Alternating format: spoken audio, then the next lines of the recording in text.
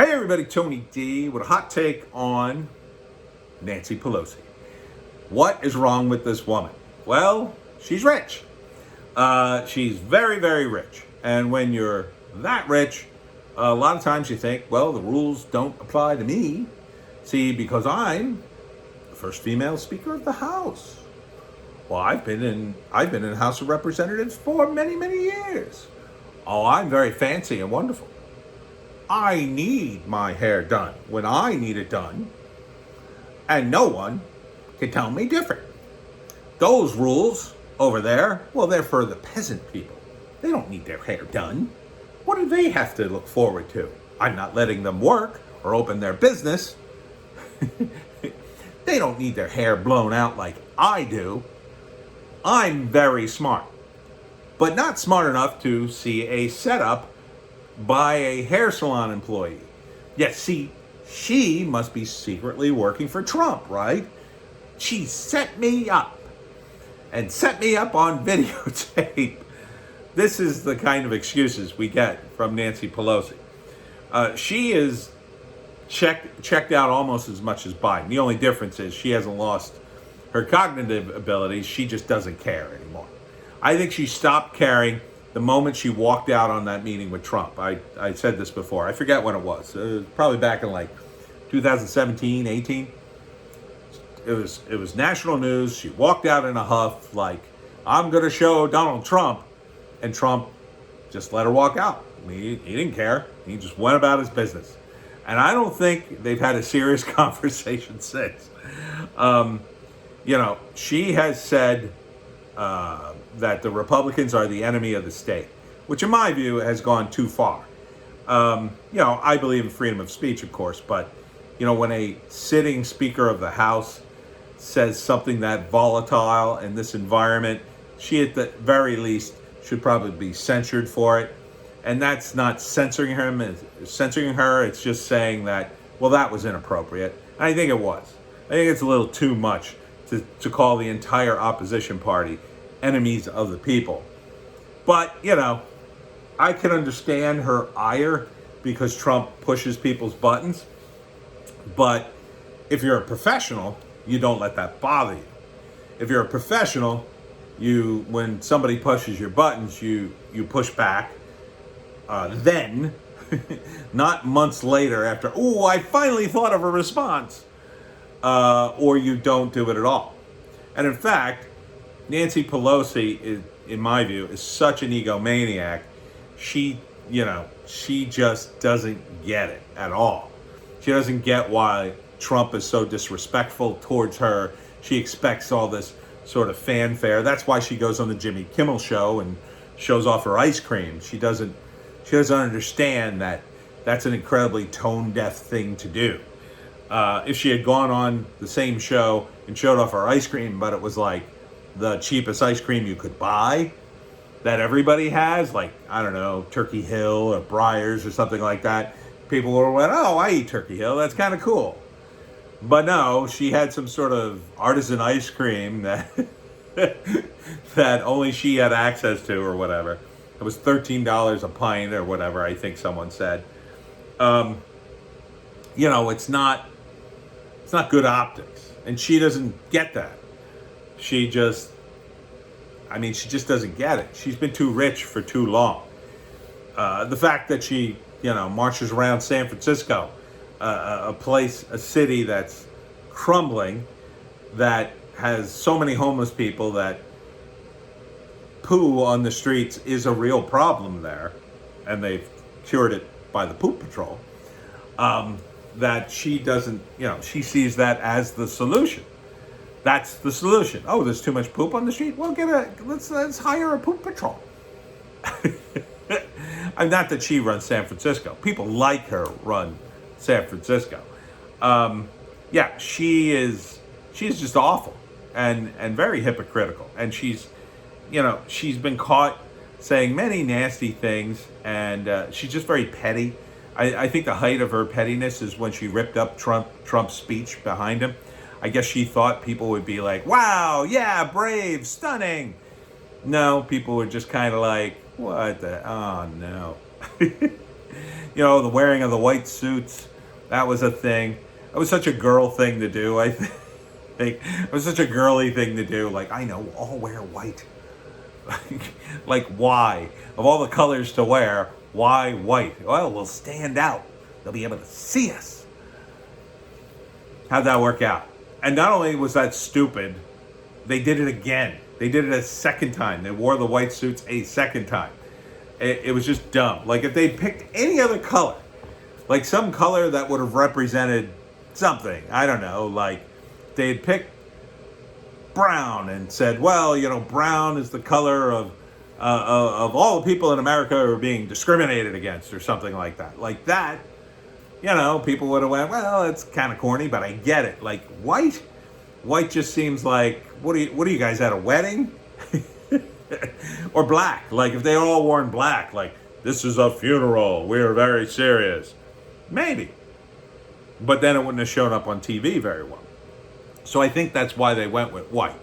They went with white because they thought, oh, we'll be seen. Like, people were already going to look at them on TV. They already knew about them. Trump continues to bait AOC and people like her and trot her out as representatives of the party. And kind of they are by default. Because, Nancy Pelosi can't really represent the party because she's just not honest enough to represent them.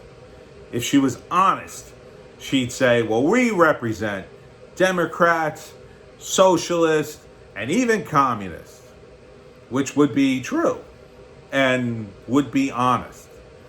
Now, she would have a lot to answer for after she said that, but it would be an honest assessment of who the Democrats now represent, because they are allowing the riots to happen. And the riots are made up of Marxists and communists and anarchists, mostly Marxists and communists, not really anarchists. But they refuse to acknowledge that even while they encourage the riots. So, there's just not any honesty there. So anything she says is just kind of, Nancy Pelosi's saying something. Okay, whatever she's saying, I'm sure she's saying something. I don't really want to hear it. That's because you're not being honest. I think there's a difference between being honest and not telling any lies in the world of politics. See, Trump in his own weird way, he's kind of honest in that he talks off the cuff. So honest statements come out of him, but they're kind of random. And he does lie, but his genuineness comes out. There's no genuineness that comes out from Pelosi. It's all practice. It's all like backstage, like we got to do this to get Trump. Slowly the mask is slipping though, and you can see how more and more frustrated she is. It's just a desperate ploy to come out and say she was set up in the hair salon situation. Come on, you were set up? Is that really what you're going for? Even if that's true, aren't you an idiot for going? Didn't you still break the law? Even if you were set up, even if that hairdresser was paid by Tucker Carlson to videotape you, isn't that still your fault for going and breaking the law in San Francisco when nobody else can get a haircut? My God, you people still can't get haircuts out there? I went nuts just with my hair here in New Jersey. I can't imagine what you're going through. I feel for you, people of San Francisco who can't get haircuts. It's crazy. And there's no reason, none whatsoever, that Nancy Pelosi couldn't have hired a hairdresser to come to her home. Right? The big thing was she went to the hair salon. If she had paid her, just come to my house and cut my hair. No problem, right? Because I guess she technically wouldn't have been breaking the law. And at the very least, she wouldn't be going to a hair salon. They'd just be like, well, people would probably say, well, she probably got a makeup person. She probably got a hair person. This is her hair person. No big deal. And it was just for a blowout, too. Like, a blowout is just like, it's like a touch-up. It's just a little touch-up in your hair, basically. I don't even think do they even cut your hair if you're getting a blowout? I don't think so. Maybe they, snip a little of the ends off just to even it up. But A blowout's just basically what? Like a good wash and a set, I think, right? So Nancy Pelosi is she's so arrogant, like Lori Lightfoot, who did the same thing, right? She went out for a haircut right in the middle of the virus and said to her constituents, "Oh, I need it. I'm the mayor. You don't need it. You don't need it. I need it. Not you little people. These are our elites. These are the modern nobility. Rules for thee, but not for me. I'm wonderful and rich. And even though I won't spend my own damn millionaire money to have someone come to my house and cut my hair, as she could have." Think how stupid she is to be that cheap, that rich, and that cheap, right?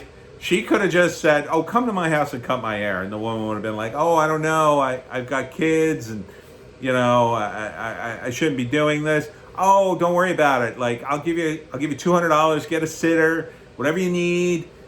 You come over here. I'll give you $500. Like, that would have made her a hero, right? She could have, even if she got caught doing that, she could have come out and said, "Well, I paid her $2,000 just to blow out my hair because I wanted to support a small business during this tough time." Instead, what does she do? Just throw her under the bus. "Oh, she set me up. She set me up, man." That's how mean she is. I mean, what is she paying? Like, does she pay her like $100 and then like complain the entire time the blowout wasn't exactly what she wanted and stiff her on the tip? I mean, that's the impression I get, that she went all the way to the salon just to get that. It's bad. It's bad, Democrats. You have a bad leader. And a lot of this will be blamed on her, I think. But a lot of what will happen in the Trump era is they're going to pick through this, and they're going to just pick through how poorly Nancy Pelosi was a leader. She's just a terrible leader. She's like 10 steps behind Trump. Trump's just running circles around her, and she's not even in the same league in terms of negotiating and competition. She just fumbles the ball and then marches around and goes, "Well, that's not my fault. Someone should have picked up that ball." Shouldn't it have been you, Nancy? You're the one with all the power. No, someone else should have. And I told people at the beginning, someone should have picked up the ball, and no one did. So it's not my fault. I'm getting a haircut.